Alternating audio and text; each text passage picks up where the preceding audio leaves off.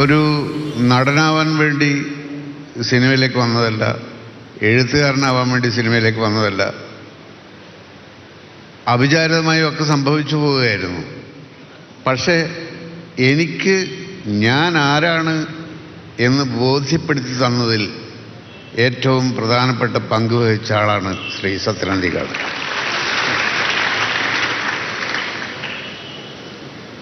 അതുതന്നെയാണ് പ്രധാനപ്പെട്ട കാര്യം എന്ന് ഞാൻ വിചാരിക്കുന്നു. അപ്പോൾ ഞങ്ങളുടെ ഈ ഒരു ചർച്ച കൊണ്ടാണ് ഈ പറയുന്ന സിനിമകളെല്ലാം ഉണ്ടായത്. അപ്പോൾ ആ സിനിമകൾ ഇത് ഞങ്ങളൊന്നിച്ച് കഥയുണ്ടാക്കിയെന്ന് മാത്രമല്ല, അതിൻ്റെ ഓരോ ഘട്ടത്തിലും അത് വേണ്ട രീതിയിൽ ആളുകൾക്ക് മനസ്സിലാവുന്ന രീതിയിൽ അത് ചിത്രീകരിക്കുവാനും അദ്ദേഹം കാണിച്ചിട്ടുള്ള മിടുക്ക് തന്നെയാണ് ആ സിനിമകളൊക്കെ വിജയത്തിലെത്തിച്ചത്. അത്രേ എനിക്ക് പറയാനുള്ളൂ.